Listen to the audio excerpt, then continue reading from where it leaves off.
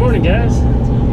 We are barreling down the highway again. Got the excavator back on, and yeah, it's like we just did this. What it seems like. I'm just running out of video ideas, so I just load stuff in my truck and drive around. Yeah, we're heading back to Springfield this morning. We finally got that gas main lowered, and I've actually got half that guy's driveway taken out and the hole open. And we got rain coming in tonight, so a friend of mine that's doing the work up there asked me if I could come up there today. And this was a phone call yesterday at like 2:30 in the afternoon, so it was kind of a quickly changing plans from what I had planned to do today. But yeah, we're going to run up here. We can work during the day because I've already got the guy's driveway dug across, so there's no concern or worries, I guess, about blocking that off since it's already blocked off. But we should be able to get across there, get the storm drain in, backfill with the clean rock, and set the new drain box today.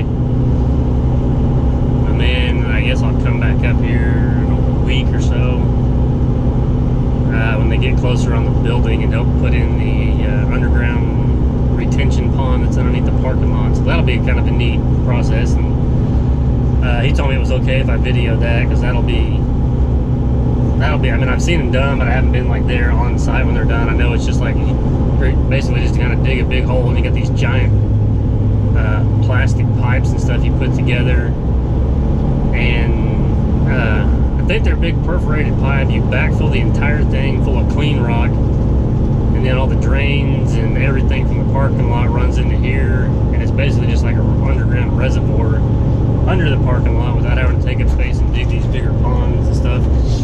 And then it drains off into this 12-inch pipe that we're going to put to the storm drain. So I guess essentially it's kind of like I said, it's a big reservoir for the water. It holds it and then slowly drains out that pipe, where it doesn't just put too much out in the road or in the storm drain all at one time. But I'll try to get some video getting this thing dug in there today and getting that done. I guess I could set up a time lapse right up here. We could all can't see. We can just watch, see how fast my fuel gauge goes down. This thing usually gets like 18, 19 miles to the gallon when it's empty and not pulling, but pulling this thing running down the highway, it sucks the fuel. It'll take half a tank to go. I think Springfield's 68 miles from Joplin,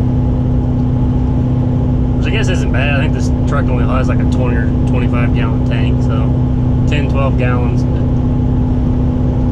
Kind of annoying.